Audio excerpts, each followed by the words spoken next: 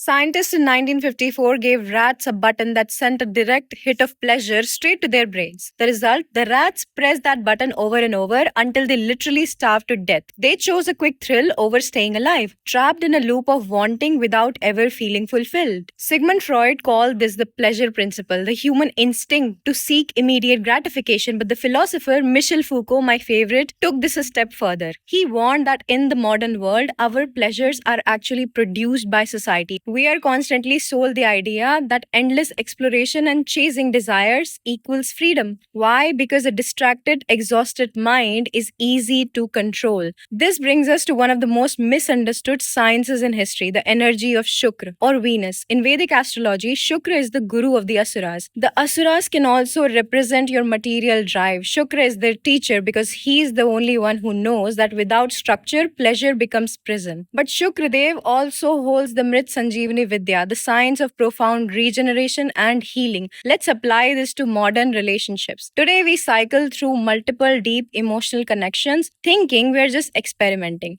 But we are ignoring the physics of human energy. In Vedic science, intimacy is a profound exchange of pran, life force. When you enter a deep bond, you aren't doing anything morally wrong, but you are merging two highly complex energy fields. Because feminine energy is inherently receptive, it acts like a high frequency antenna. It absorbs the mental noise, the unresolved traumas, and the subtle vibrations of whoever it connects with. When you introduce your energy field to too many different frequencies, you become overloaded. Your own internal signal, your tejas, your natural radiance gets drowned out by the energetic residue of everyone else. This is why so many people today feel numb, exhausted, or disconnected from their intuition because their energy field is scattered. Modern self care tells you to buy a bath bomb or go shopping to feel better. That is just Foucault's consumerism in disguise. A wise person knows how to practice sovereignty. Shukra is represented by the diamond. A diamond isn't formed by scattering its carbon everywhere. It is formed through immense pressure, focus, and isolation. True self love is the discipline of protecting your energy. It is the realization that your feminine energy is a sanctuary. When you stop letting society dictate your pleasures, you move from the pleasure principle to true resonance. You stop seeking dopamine and start gathering your life force. You don't need more options, you need your energy back. Protect your sanctuary because your life force is the most valuable currency you will ever own. A lot of my clients mention how they regret doing things that they did when they were seeking pleasure. The society wants you to believe in something because it benefits from it. So open your eyes and see, are you actually looking or just becoming another product that the society has produced?